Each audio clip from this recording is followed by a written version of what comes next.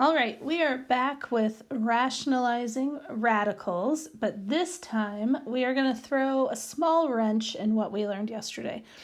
In the last lesson, we talked about how rationalizing with radicals means that your goal is to remove a radical from the denominator. And to do this, we simply multiply by that radical over itself, so it's a fraction that equals 1, and then that gives us 2 root 3 over 3, and bada bing, bada boom, we have no radical in the denominator.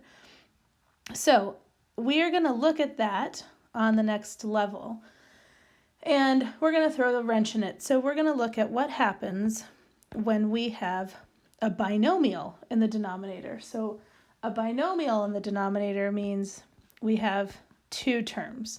So it would look something like this. So in the denominator, we have term 1, term 2. This is a binomial. So our goal is still the same. We're still trying to get rid of that root 6. So clearly what we need to do is multiply by something that has a root 6 in it. So we know we still need to multiply. We know we still need a fraction that's going to equal 1, and we know that root 6 has to be in here somewhere because we need them to multiply together to eliminate the radical. So what we're actually going to do is we're going to multiply by something that's called the conjugate.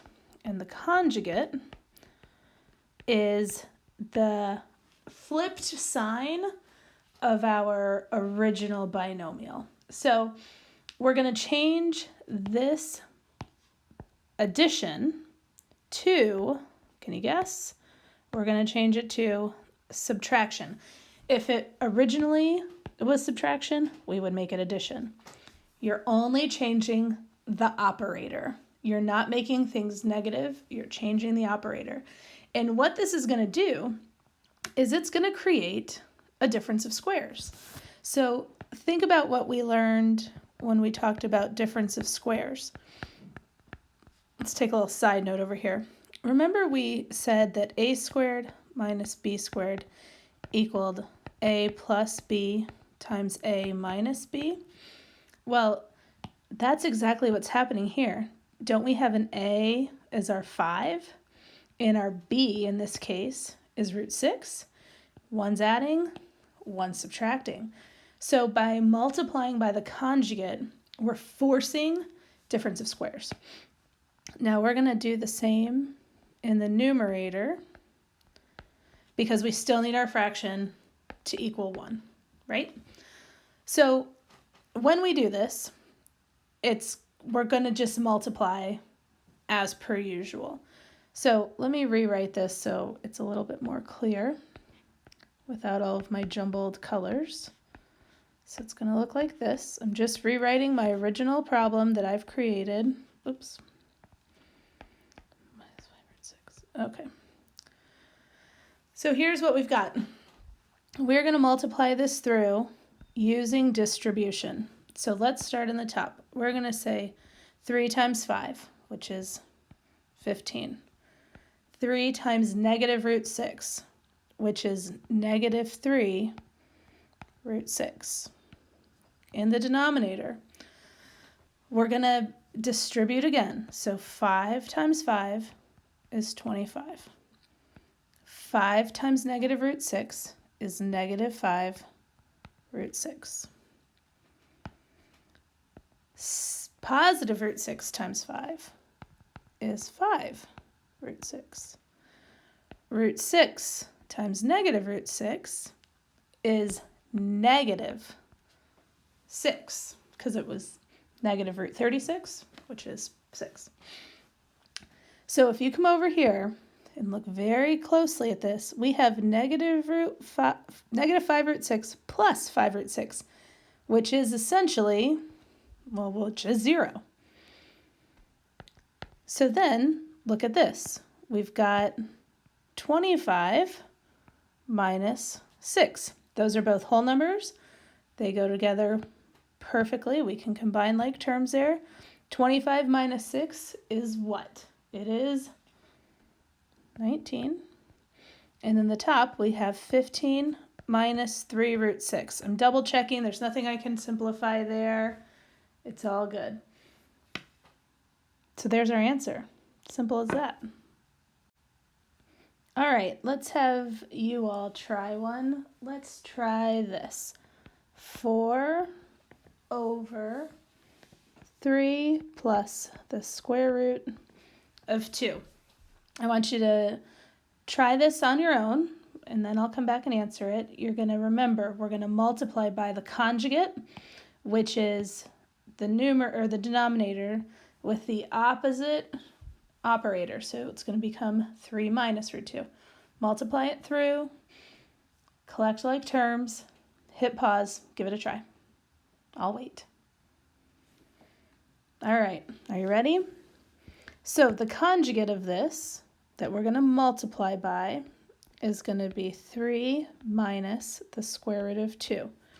We need that on the top and the bottom because that makes it a fraction of 1, and when we multiply by 1, nothing changes.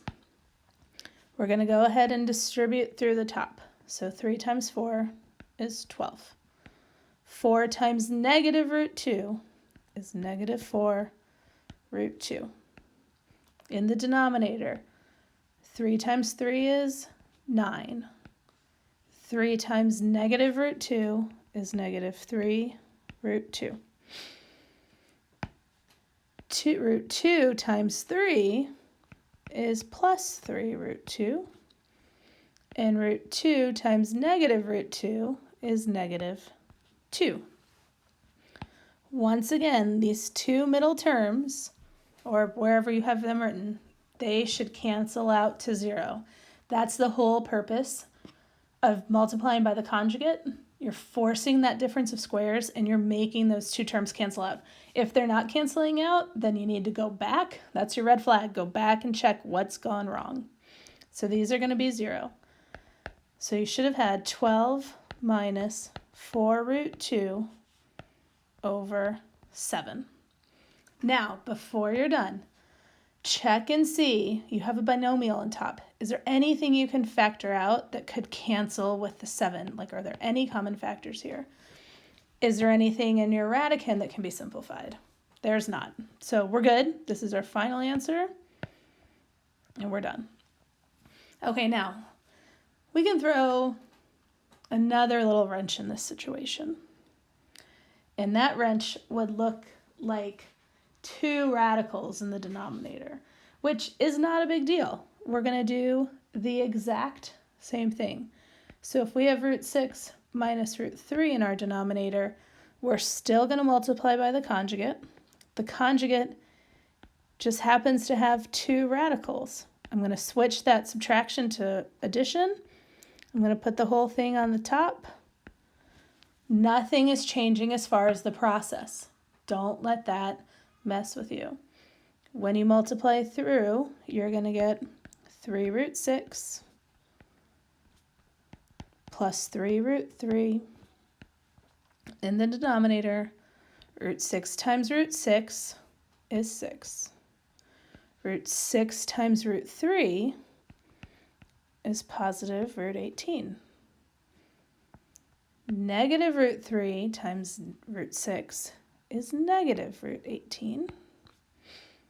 Negative root 3 times root 3 is minus 3.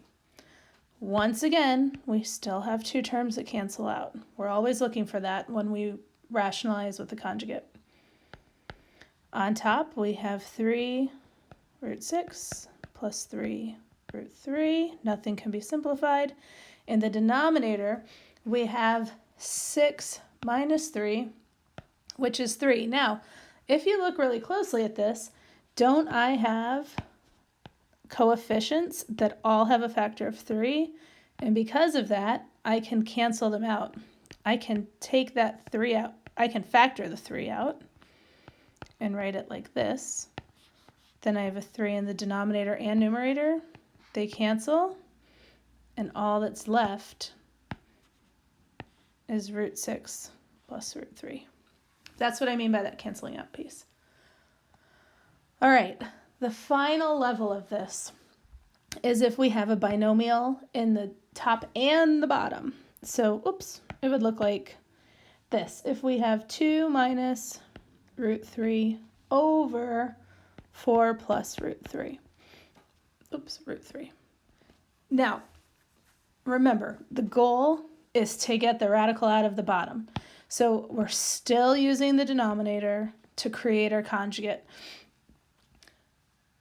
You can make a conjugate out of anything, but for the purpose of rationalizing, it's the denominator we're focusing on.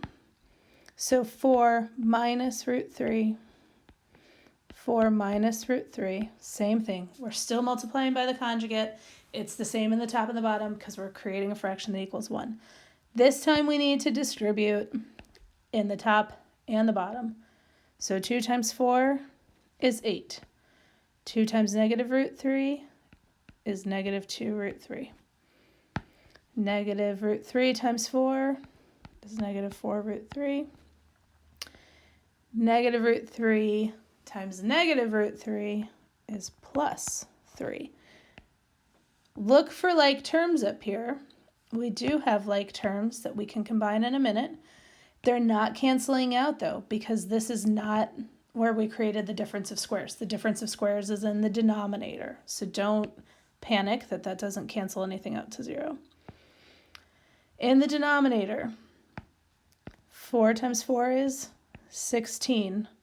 4 times negative root 3 is negative 4 root 3. Root 3 times 4 is 4 root 3. And root 3 times negative 3, or negative root 3, is negative 3. Now, when we go back to clean up our like terms, up here I have an 8 plus 3, which is going to give me 11. I have negative 2 root 3 minus 4 root 3. Those are both root 3, so they can combine. So that's going to give me negative 6 root 3, because negative 2 minus 4, negative 6. In the denominator, 16 minus 3 is 13. These, of course, cancel out. So my final piece there is to check and see if there's any common factors. There's not 11, 6, 13. Nope, nothing. Root 3 doesn't simplify. So this is my final answer. All right, good job. I'll give you some practice problems to try.